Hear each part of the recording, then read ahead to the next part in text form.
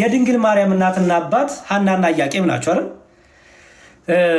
ሐናና ኢያቄም ኦርቶዶክስ ያወጣችሁ ስም ነው ይሉናል ጴንጤዎቹ። ሐናና ኢያቄም ኦርቶዶክስ ያወጣችሁ ስም ነው። ድንግል ማርያም በሊባኖስ ተወለደች የሚለው የኦርቶዶክስ ተረት ተረት ነው እና ዓለም ላይ አይታወቅም። ሐናና ኢያቄም ብላ ስም የሰጠችው ኦርቶዶክስ ናት የሚል ሰነፍ ጴንጤ ሰምቼ በጣም ስቄን የመጣሁት በጣም እና እስካሁን ጴንጤዎቹን እያስገባው ሐናና ኢያቄም የሚለው ስም ድንግል ማርያም በሊባኖስ መወለዷ ሐናና የሚለው ኢያቄም የሚለው ስም ኦርቶዶክስ ናት ያወራችሁ። የኢትዮጵያ ኦርቶዶክስ ናት ይህን ስም የሰጠችው።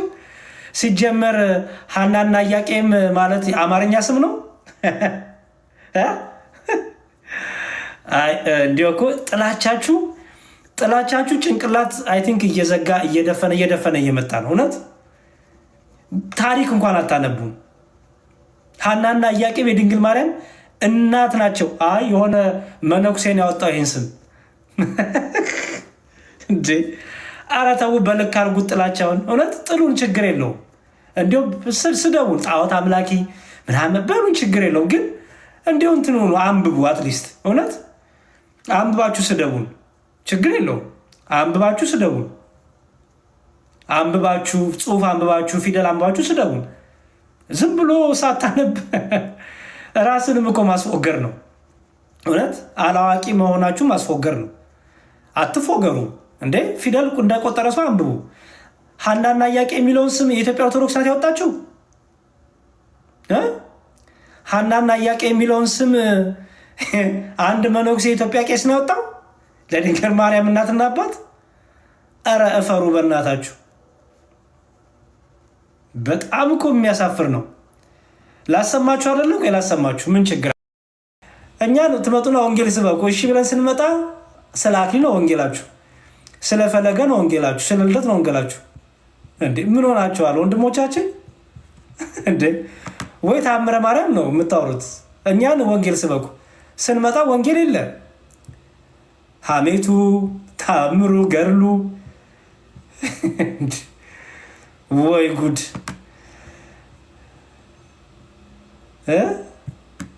አክሊልማ 6ኛ ሶላ ሆኗል።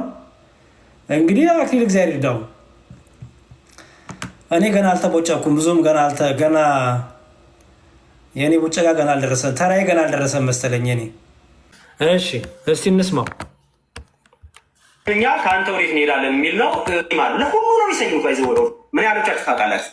ውሸት ነው። ሐናና ኢያቄም ምንም አይገናኝ።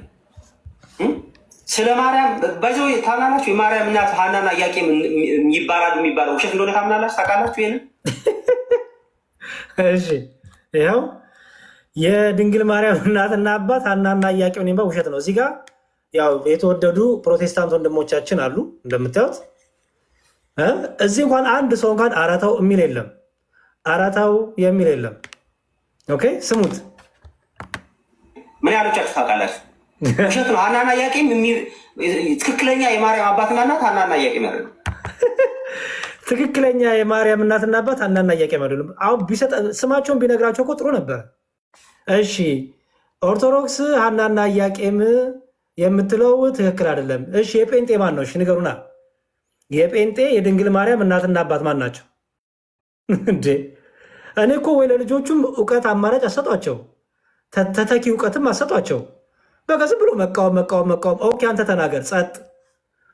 እስቲ አንተ ንገረን፣ ጸጥ። እሺ እንስማው።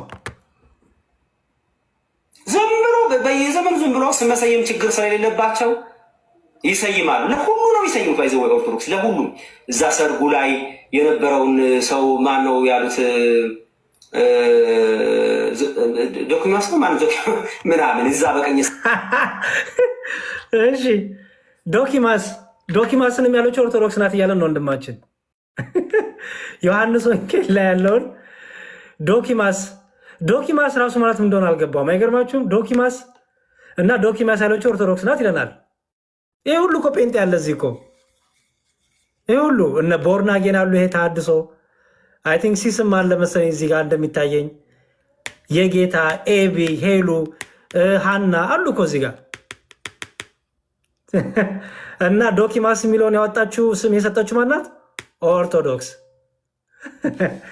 እሺ የሰቀለው እንትና ነው ስሙ ጳጥሮስ ነው ምናምን ያኛው ዳክ ስም ለእያንዳንዱ ነገር ለነገሩ እነሱ ለችንካር እንኳን ስም ሰይመዋል። ኢየሱስ በደንብ ስሙ። ኢየሱስ ለተቸነከረበት ችንካር ለነዛ ለሚስማሮቹ ሳዶር፣ አራዶር፣ ዳናት ነው የሚባሉት ማለት ነው። እሱንም የሰጠችው ማናት? ኦርቶዶክስ።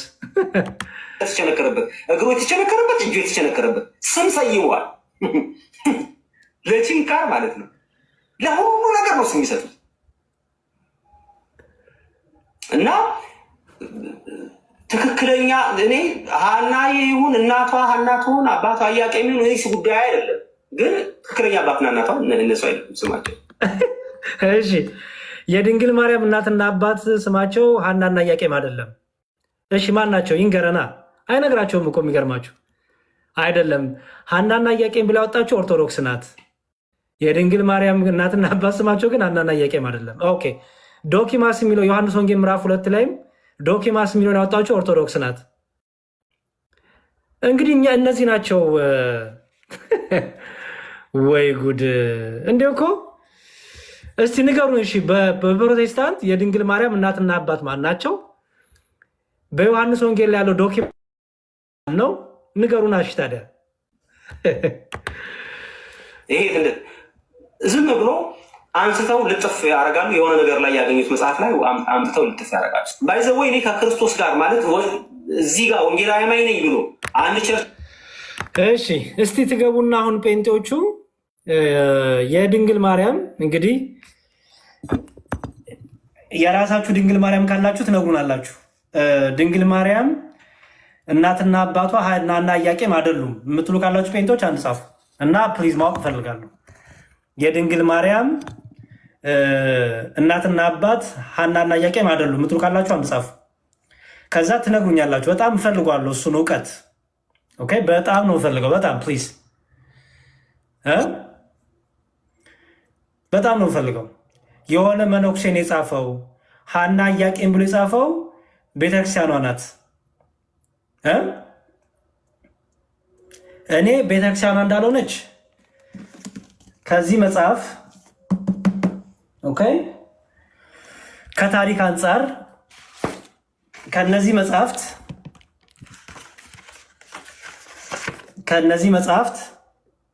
ኦኬ ከዚህ መጽሐፍት ከታሪክ አንጻር ያለውን ነገር ሁሉ አሳያችኋለሁ። እናንተ ደግሞ ከፕሮቴስታንት የድንግል ማርያም እናትና አባት ሀናና ኢያቄም አይደለም የምትሉበትን ከታሪክ ትሰጡኛላችሁ ማለት ነው። ኦኬ እና ደግሞ ዶኪማስ ብላ ስም ያወጣችሁ የኢትዮጵያ ኦርቶዶክስ ተዋሕዶ ቤተክርስቲያን ናት። ያላችሁበትን አምጡልኝ። ያለበለዚያ ጥላቻ የምንለው ነገር የሆነቱ ማሳያችሁ። ጥላቻ ልባችሁ በጥላቻ ሲጠቁር ቅድም እንዳልኩት ማንበብም አትችሉም። ለማገላበጥም ጭንቅላታችሁ ዝግ ይሆንና ማንበብ እንኳን በቃ ያቅታችኋል። በቃ ዝም ብሎ ጥላቻ መናገር ነው የሚሆነው። እስቲ ኑ ጴንጤዎች አንድ ልጻፉ፣ ችግር የለውም። እሺ ይህን እንኳን መልስ ባይኖራችሁ ኦርቶዶክስ የማትሆንበትን ምክንያት ትነግሩኛላችሁ። አንድ ቁጥር ጻፉ ጴንጤዎች። ቅድም ኮመንት ላይ ሲሰርቡኝ አልነበረ እንደ ጴንጤዎች? እስቲ አንድ ጻፉና ላስገባችሁ፣ ችግር የለውም። ካላወቃችሁት አትቸገሩ፣ ምንም ችግር የለውም።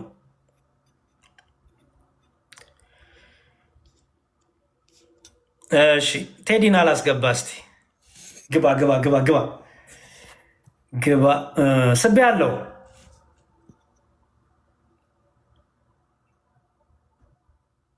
እሺ ጥላቻማ ያንተ ነው። እሺ እኔ ቲጂ ልሳብሽ። መሳብ አልቻልኩም። ቴዲ ሰላም ላንተ ነው። ሰላም ያሬዶ፣ እንዴት ነህ? አለው እግዚአብሔር ይመስገን። ተመስገን። ከየት ቤተ እምነት ቴዲ? ሙሉ ወንጌል። ወንጌል ነህ? እሺ አሁን ያሳየው ቪዲዮ ትቀበለዋለህ? የድንግል ማርያም እናትና አባት ስም ያወጡት ኦርቶዶክሶች ናቸው ሀናና ኢያቄም ብለው፣ ሀናና ኢያቄም ግን አይደሉም የሚለውን ትቀበለዋለህ? ይሄ ኖት ማይ ቢዝነስ። ይሄ ምንም ጥቅም የለውም እኮ የሰው እናትና አባት ማወቅ ምን ጥቅም ምን ይሰራል? ኦኬ ይኸውልህ ቴዲዬ በደንብ በንጹህ ጭንቅላት ሆነ አዳምጠኝ። የቲፎዞ ሳይሆን ቆይ ስማኝ አንዴ ቴዲ። ለምሳሌ እኔ መጥቼ ጴንጤ ነው ስም ያወጣው ይሄንን ኦኬ፣ ይሄን ስም ያወጣው ጴንጤዎች ናቸው እንጂ እንዲህ የሚባል ስም የለም ካልኩ እውነት ወይም ውሸት መሆኑን ማራገጥ የለብኝም? የለብህም?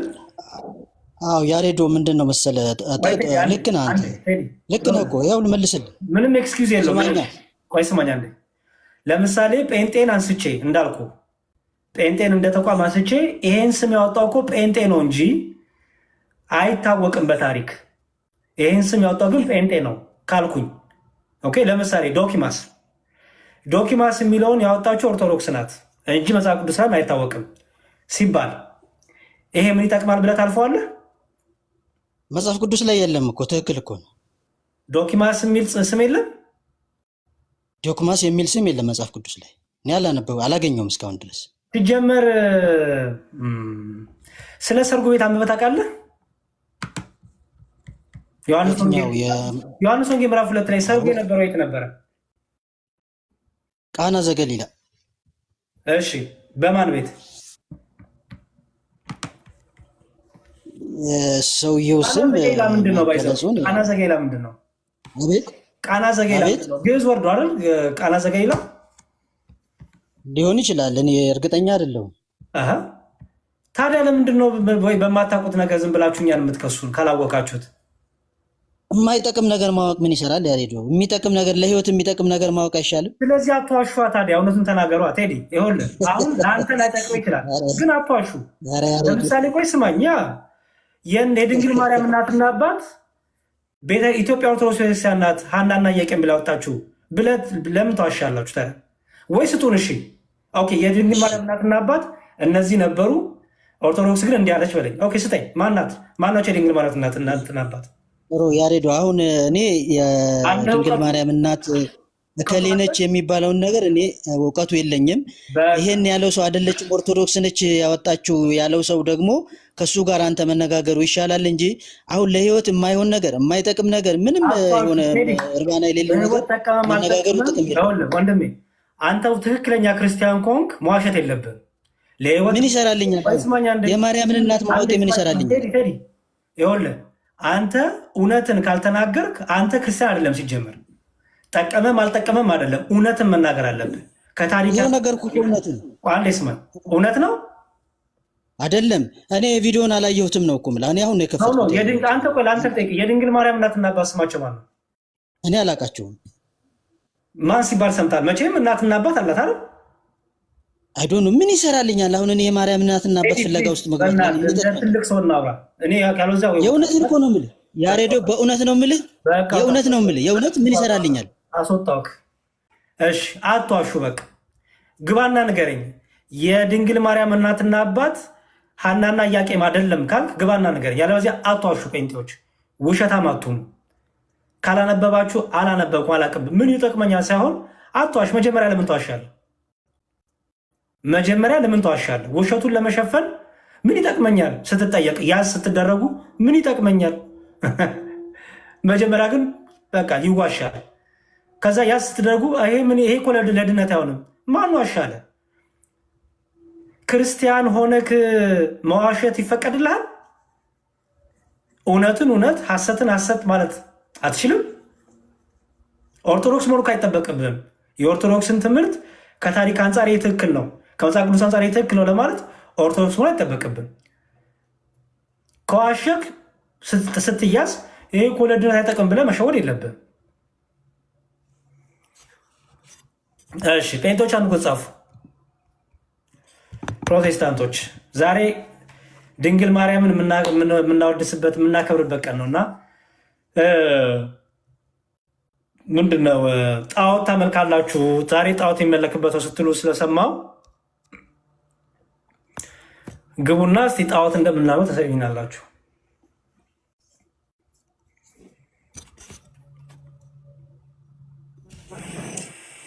እሺ ሰላም ሽፈራው።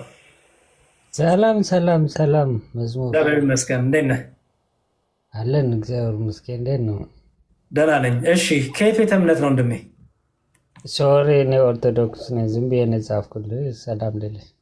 እሺ እግዚአብሔር ይስጥልኝ። በጣም አመሰግናለሁ ስለጠየቃችሁኝ። እሺ ኦርቶዶክሲያን ሳይሆን አንዴ የምፈልገው ፕሮቴስታንቶችን ነው። በጣም ይቅር በሉኝ። እሺ አንድ ቁጥር የምጽፉ ሰዎች ስብሰባችሁ ግቡ፣ ያለበዚያ እራሳችሁን አትሸውዱ። አንድ ቁጥር የጻፋችሁ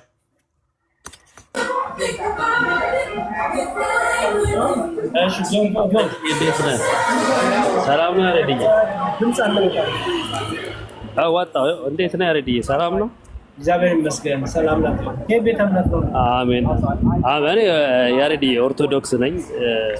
እሺ ይቅርታ፣ አንዴ ብቻ በማርያም ልልህ የፈለኩት ምን እንደሆነ በማርያም ልረብሽ አይደለም፣ ግን በቃ ጀስት እኛን አስተምሩን። እኛ መማር ያለብን ማወቅ ያለብን ነው። እነሱ የሚያወሩት ነገር የእነሱን እንትን መተው በቃ፣ ምክንያቱም ጥቅም የለውም። እነሱ ያገኙትን ነገር ነው ይዘው የሚመጡት። ስለዚህ እነሱን ትተው ለእኛ የሚጠቅመንን ነገር፣ ለምሳሌ አንድ ተራ ሰው ትንሽ አሁን ስም መጥራት ስለማልፈልግ ነው እንጂ እሺ አባት አንተ ብርቱ ትሆን ይሆናል። በጣም ብዙ ደካሞች በዚህ በሚነገርበት እውነት ይመስላል። ስለዚህ ያንን ሌላ ነገር ያዳምጠን ነው። በዛ ነው በጣም የሚረብሽ እሺ ነፋስ ላይ ስለሆንኩ ነው። በቃ በጣም እኔ ሁሌ እሰማለሁ የእናንተን እንትና በቃ እኛን በቃ ተመልሰህ ግባሽ ወንድሜ። እሺ ማን ነው የሚለው? ሳምሪ ነው የሚለው? አዎ ሳምሪ ነው። እሺ ሰላም ሳምሪ፣ እንዴት ነሽ? ሰላም፣ እንዴት ነህ? ሰላም ነው፣ እግዚአብሔር ይመስገን። ከቤተ እምነት ነሽ? አማኝ ነኝ። አማኝ ቤተ እምነት የለም አይደል? የወንጌል አማኝ ነኝ። የወንጌል አማኝ የሚባል ቤተ እምነትም የለም። ይሄ ምንም ራሳችን እናታለቃለን በስተቀር ካውንስሉም ሙሉ ወንጌል ቃለ ሕይወት ሆና ያለ ቤተ እምነት ብለ ካፈላችሁ ሰው የት ነሽ አንቺ? እሺ ጴንጤ ነኝ። እሺ በቃ ስቀሽ ምናምን ስጨርሽ ቁም ነገር ማውራት ስትች ነኝ። እሺ ቁም ነገር የምታወሩ ሰዎች ብቻ ቁም ነገር ማውራት የምችሉና ሳቃችሁን የጨረሳችሁ ሰዎች ኑ። ቁም ነገር በደንብ ማውራት የምትችሉ እንደ ትልቅ ሰው ናችሁ፣ ማቹርድ የሆነ ዲስከሽን ማድረግ የምትችሉ ሰዎች ኑ። እሺ ጴንጤዎች ነው የምፈልገው። ያው ኦርቶዶክሳን አትላኩልኝ ፕሊዝ።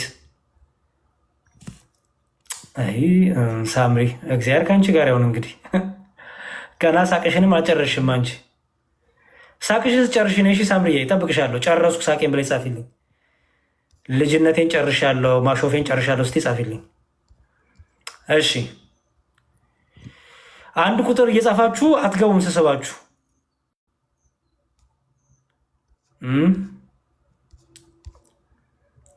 እሺ አንድ ቁጥር ምጽፉ አንዳንዶቻችሁ መሳብ አልቻልኩም። ቲጂ ነው የሚለው መሳብ አልቻልኩም እታለ። እሺ ፕሮቴስታንት የሆናችሁ ወንድምና እህቶቼ ብቻ ግቡ።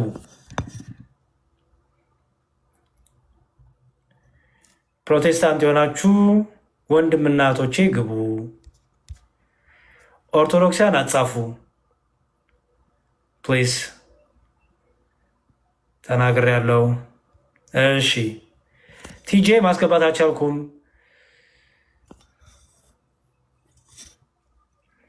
እሺ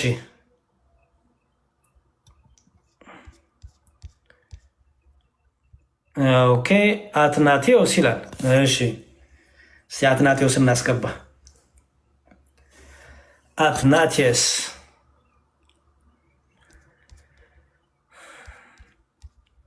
አትናቴዎስ ገባ ወይስ የለም? አይ እቺ አንድ ቁጥር እንዲያው ሙድ መያዣ ነች አይደል? አንድ ቁጥር ምጽፍ ሰዎች ግቡ ፕሊዝ። ቶምን አስገባው ገብተሃል እኮ ቶምን አስገባው። ቶም ገብተክ ነው ቶምን አስገባው የምትለው?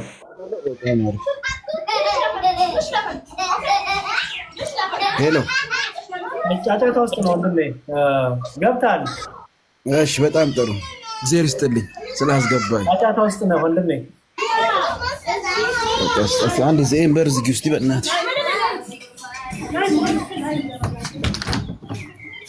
አሁንስ ኦኬ አሁን መጣ። እሺ ሰላም ጤና ይስጥልኝ። እንዴት ነህ ያሬድ? እግዚአብሔር ይመስገን። ከየት ቤተ እምነት ነው እንደምን? እኔ ኦርቶዶክስ ነኝ።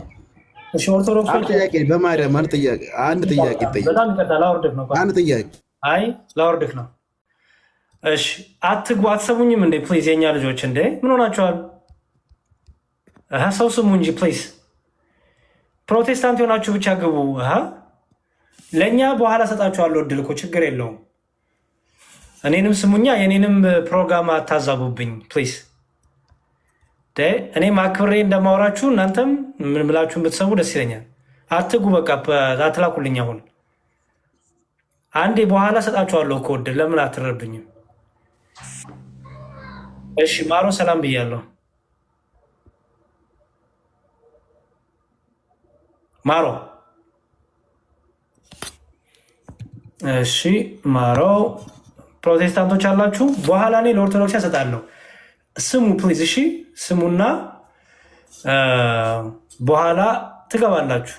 እኔ መቼ ከለከልኩ? ግን ሰው ፕሮግራም ይዞ ሲገባት እኔ ቤቴን ስጋ በግምት አልገባም። ዲስከስ የማደርገውን ርዕስ መርጬ ከማን ጋር እንደማድረግ መርጬ ነው።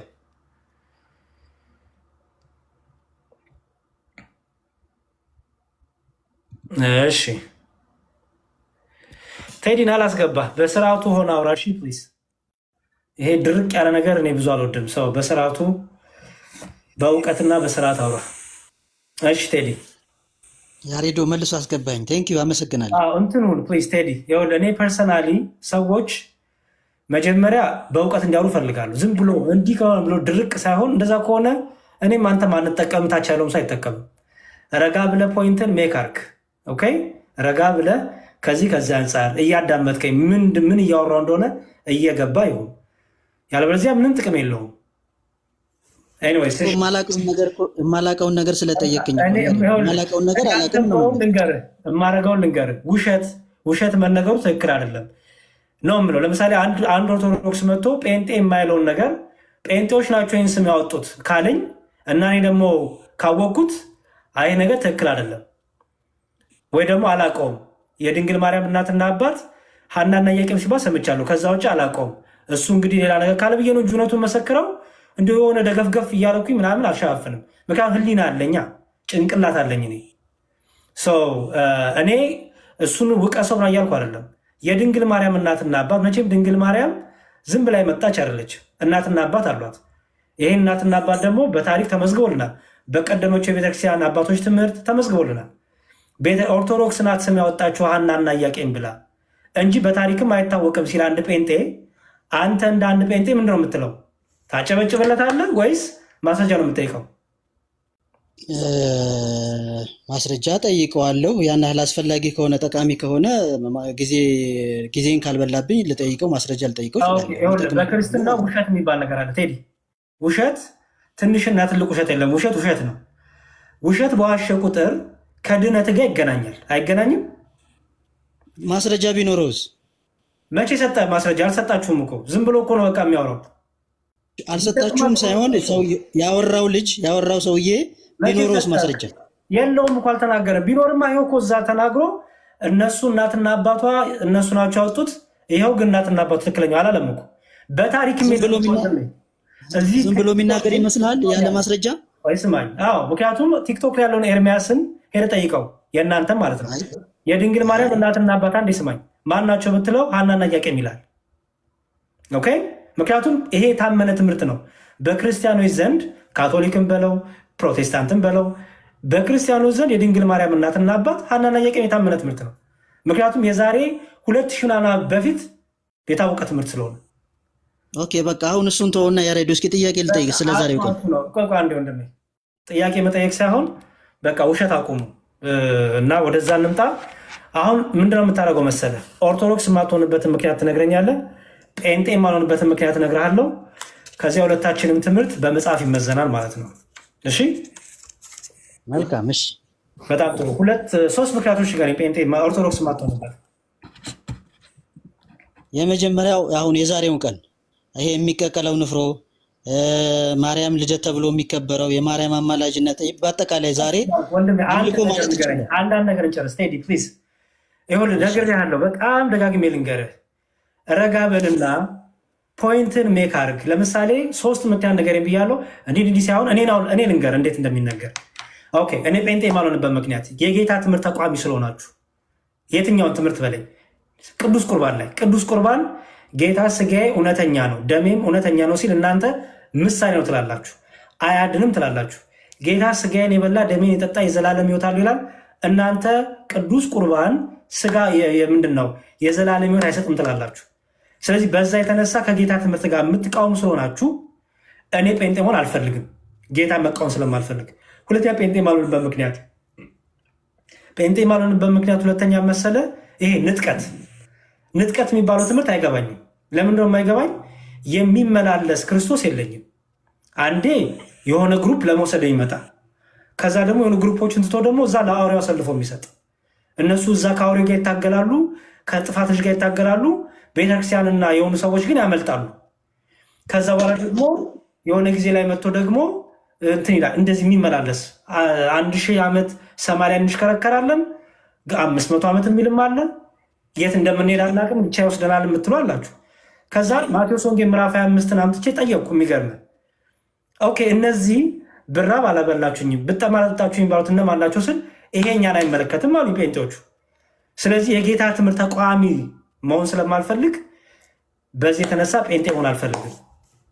2 ምክንያት ሰጠው ማለት ነው። ልክ በዚህ መልኩ ትምህርትን አንስተህ የኦርቶዶክስ ትምህርት ይሄ ስለሆነ ጴንጤ ኦርቶዶክስ አልሆንም በለኝ፣ በቃ አለቀ። ምክንያቱም ለምንናገረው ነገር ኤቪደንስ ማሳየት አለብን አይደለ ወንድሜ? በቃ ስለዚህ ኤቪደንስ ልትሰጠኝ የምትችለውን ነገር አምጣልኝ። 2 ምክንያቶች ስጠኝ ፕሊዝ። የዛሬውን ቀን አሁን ማርያም ታማልዳለች ተብሎ ዛሬ የሚደረገውን ስርዓት በሙሉ እንዳልሆን ኦርቶዶክስ እንዳልሆን የሚያደርገኝ ስርዓት የምን ስርዓት? ዛሬ በዛሬው ቀን በኋላ እጠይቃለሁ፣ ችግር የለውም ዝርዝሩን። እሺ፣ ሁለተኛ ምክንያት ኦርቶዶክሳውያን ለማይታወቁ ስዕሎች ይሰግዳሉ።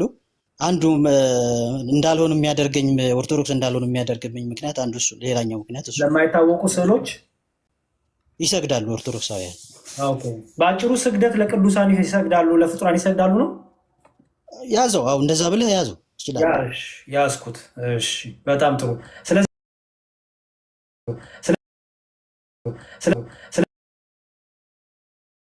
ያሳየኛው የማርያም ምልጃ የቅዱሳን ምልጃ ሁሉ አሳያለሁ። ቅዱሳኑ መጀመሪያ የማርያምን አሳየኝ። መጀመሪያ ዛሬ የማርያም ቀን ስለሆነ የእሷን አሳየኝ።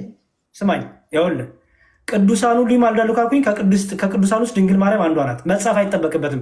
ድንግል ማርያም ተብሎ ቃል በቃ መጻፍ አይጠበቅበትም። ቅዱሳን ይማልዱልናል፣ መላእክት ይማልዱናል። ይሄ የተሰጣቸው ጸጋ ነው ብለን እናምናለን እኛ። ኦኬ፣ ስለዚህ የቅዱሳኑ ምልጃ አሳይሃለሁ። ላሳየህ ንገረኛ። መጀመሪያ እሷ ተጽፏል እሷ ወይስ አልተጻፈም? የለም፣ መጻፍ አይጠበቅበትም ወንድሜ።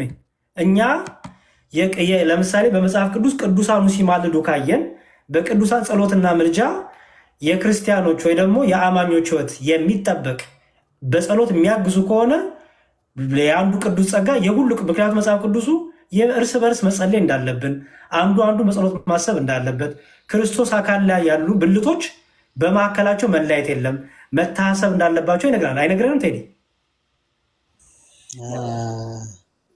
እንዳውዱ ነው እንግዲህ እንዳገባቡ። አሁን አንተ ልትነግረኝ አትችልም? የማርያም ምልጃ የለም መጽሐፍ ቅዱስ ላይ የሚለው እኔ ስላሴ የሚል እኮ ስላሴ የሚል ቃል የለም እኮ ከመኬት አመጣው።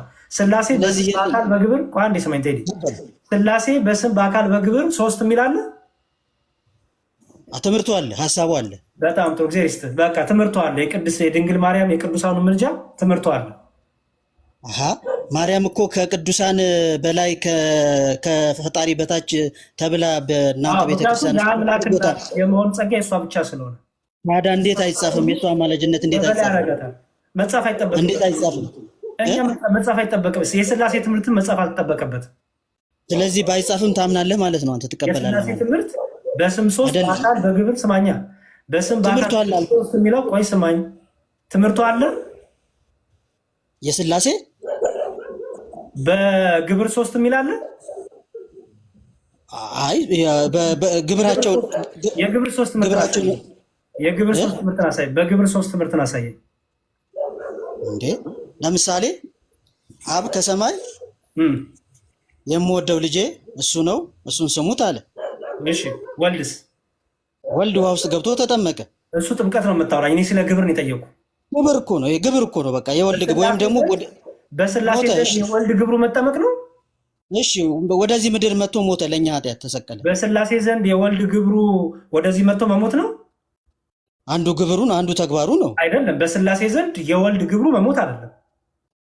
አባባሌ አሁን የስላሴ ራሱ አካል የራሱ ፐርሰናሊቲ እንዳለው እየነገርኩ ነው። ስለ ስላሴ ግብር ነው የምናወራው ወንድሜ። በስላሴ ዘንድ የወልድ ግብሩ መሞት ነው አይባልም። ስጋ ለብሶ ወደዚህ ምድር መምጣቱ ስጋ ለብሶ እንዴ ስላሴ ክርስቶስ በስጋ ከመገለጡ በፊት የስላሴ ግብር አልነበረም? በግልጽ ስላሴ ተብሎ ስጋ ለብሶ ከመምጣቱ በፊት ስላሴ ተብሎ በግልጽ የሚታወቅ ነገር ታዲያ ኬታ መጣው የስላሴን ግብር ትምህርቱ አለ። አሳየኛ ስጠኝ። ይኸው እየነገርኩ እኮ ነው። ስላሴ ራሱን የገለጸባቸው ኢየሱስ ማነው?